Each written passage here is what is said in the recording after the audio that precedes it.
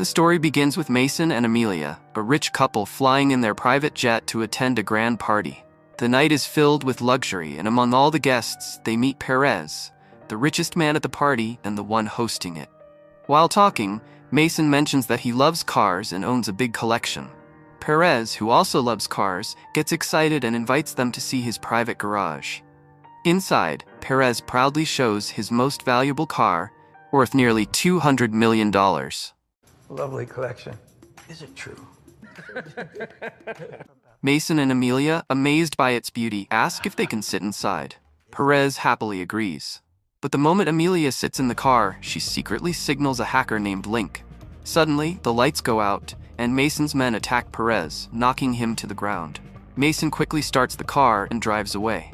It is then revealed that Mason and Amelia are not just party guests. They are professional thieves, and their true plan was to steal this car. They load the car into a huge truck and try to escape the country. But before they can get away, the FBI shows up and begins chasing them. Mason is shocked. How did the FBI know about their plan? His question is answered when Amelia suddenly points a gun at him. The truth comes out. Amelia was never his partner in crime. She is actually an undercover FBI agent who pretended to love him only to catch him. Mason's heart breaks because, unlike her, he truly loved her. Even with this betrayal, Mason stays calm and calls for Plan B. Plan B's on. Fuck. We're going to Plan B. His men drive all their cars straight into the river, creating confusion that helps Mason escape, though he loses the stolen car. 3 months later, Mason is seen living quietly outside the city, having left his life of crime behind, at least for now.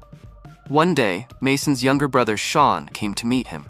He told Mason about a plan to rob a bank and asked him to join. But Mason refused, saying that he had retired from crime and didn't want any new trouble in his life.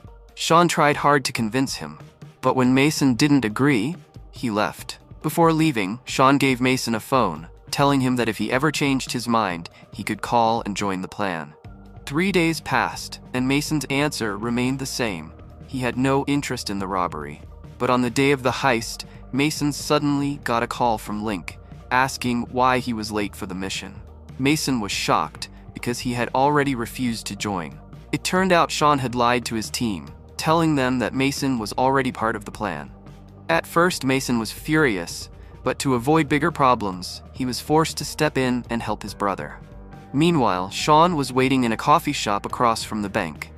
Every day, the bank manager came there for his morning coffee, and Sean was prepared. As soon as the manager entered, Sean pulled out a gun and took him hostage. We know each other? I'm gonna need your finger. Not that one, your thumb. I'm waiting for the punchline. I'm gonna need your help robbing it. Then, forcing him at gunpoint, he started walking the manager back toward the bank.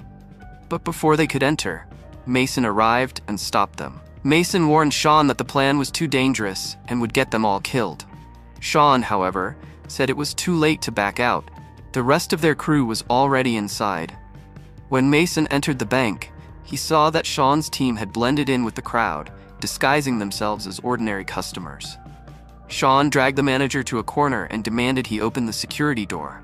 But instead of helping, the manager secretly pressed the alarm button.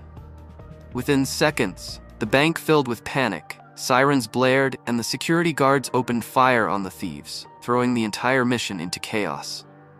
The gunfight didn't last long. Mason's crew easily overpowered the guards and quickly took all the customers inside the bank as hostages. Once things settled, Mason turned to Sean and asked what his real target was. Sean finally revealed the truth. He was after a locker that belonged to a woman named Isabel Farrell. Inside that locker, he claimed, was a hard drive containing cryptocurrency worth millions of dollars. Hearing this, Mason took the bank manager straight to the vault and demanded he open the locker. But there was a problem. The locker required 2 keys, one held by the manager and the other by Isabel, the owner of the locker. Without both keys, the vault would remain locked. Sean had no idea about this second key, meaning his plan was already flawed. Mason grew furious at his brother's careless planning, but with no other choice, he ordered Link to hack into the system and bypass the security. Link started to work, and within minutes she managed to crack the vault open. But when they pulled the drawer out, there was no hard drive inside. Instead, it was just a decoy box. The manager smirked and told Mason that even he didn't know where the real box was kept.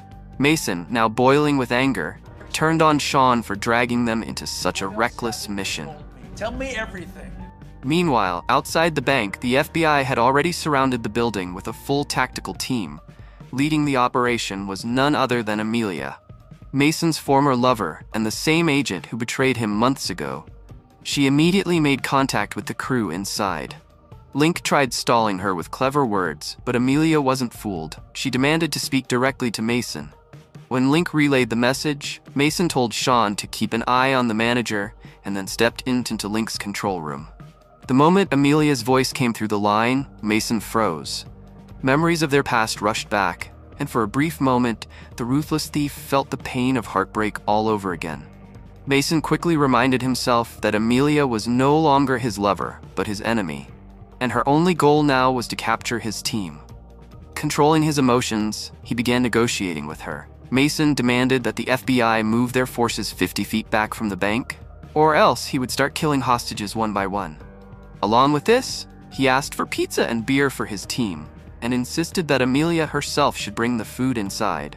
Amelia agreed, but in return, she demanded the release of 2 hostages. Mason accepted her condition without hesitation. Soon after, all the hostages were moved to the upper hall, and Mason's crew prepared for Amelia's arrival. A short while later, she walked into the bank with boxes of food and drink. Inside, Mason greeted her with warmth, clearly still holding feelings for her, but Amelia ignored his words. Instead, she firmly asked him to surrender. Mason refused outright and sent her back outside. After feeding his men, he kept his promise and released 2 hostages as part of the deal. But then, something unexpected happened. The bank manager suddenly attacked one of Mason's guards, snatched his gun, and escaped. Mason immediately chased after him. After a tense pursuit, he finally caught the manager and forced him to reveal the truth about Isabel.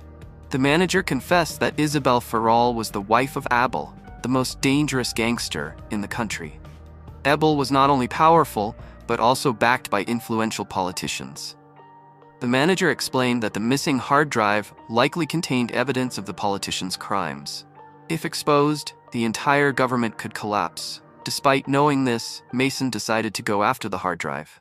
He saw it as a chance to blackmail the government and find a way out of the bank. At the same time, a black car arrived outside. Inside was Abel's lawyer, Alex. He directly ordered Amelia that if her team failed to capture the thieves within the next hour, the US Army would storm the bank.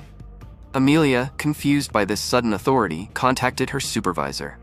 It was then revealed that Alex truly was Abel's lawyer, and because Abel had the support of the country's most powerful politicians, the FBI could not interfere any further. Amelia was warned that she should try to get the thieves out of the bank as soon as possible, because if the US Army stormed the building, not only the thieves, but many innocent hostages would also be killed. Inside the bank, Mason and his team began breaking through the walls of the locker room, convinced that Isabel Farrall's vault was hidden in a secret chamber. But each time they broke a wall, another stood in their way. Meanwhile, outside, the US Army had surrounded the bank from all sides and was preparing to move in. Seeing this, Amelia urgently called Mason and begged him to surrender, reminding him that if the army entered, his death was certain. But Mason had another plan. He told Amelia to leak the news to the media, that the US Army was about to attack the bank. Mason knew that once reporters arrived, the army wouldn't be able to act so freely. Amelia took the risk and leaked the information. Within minutes, news spread across the country, and the media gathered outside the bank in large numbers. Furious, the FBI chief immediately removed Amelia from the case. He then called Mason directly, threatening that if his team didn't surrender within 15 minutes, the army would storm the building. Inside, Mason's crew finally found the hidden chamber where Isabel's locker was kept. Mason ordered Link to hack it open, but Link warned him that the security was extremely strong. It would take at least 10 minutes to bypass. The problem was, the army was set to enter in only 8 minutes. Thinking quickly, Mason decided to buy time by releasing all the hostages one by one. As people were freed, the tension outside grew. Finally, even the bank manager was released. With no hostages left, Mason's men began surrendering one after another, walking out of the bank with their hands raised. Soon, only Mason and Link remained inside. The FBI chief, enraged, gave a direct order to the army: shoot Mason on sight. Soldiers stormed the building and searched every corner like hounds. When they reached the vault room, they found Mason waiting, holding a bomb in his hand. Before the soldiers could react, a powerful explosion shook the bank. The army men inside were killed, and Mason too lost his life in the blast. In the end, his story ended not with glory, but with tragedy, forced into ruin by his brother Sean's reckless plan. But if you think Mason's story ended there, then wait, because the biggest twist is still to come. Months after the incident, Amelia resigned from the FBI, no longer willing to work for such a corrupt system. To clear her mind, she traveled to a private island for a vacation. But to our surprise, Mason was already there waiting for her. Here, the truth was revealed. From the very beginning, Mason and Amelia were working together. The failed car theft of Perez was nothing but a setup, planned only to make the FBI believe that Amelia was loyal to them. The story then flashes back to the day of the so-called explosion. When the U.S. Army stormed the bank, Mason demanded to meet Abel's lawyer, Alex. The FBI didn't want to agree, but since Mason still had the evidence, they had no choice. When Alex arrived, Mason threatened him. He demanded $500 million to be transferred into his account, along with new identities for him and his team, so they could start fresh lives. Abel's empire was at risk, so Alex had no option but to agree. What the world saw as a deadly blast was actually just a staged explosion, meant to fool everyone into believing Mason had died. In reality, Mason and his crew escaped unharmed. And now, Mason and Amelia, no longer thieves or agents, began a new life together under new identities. I hope you enjoyed today's story.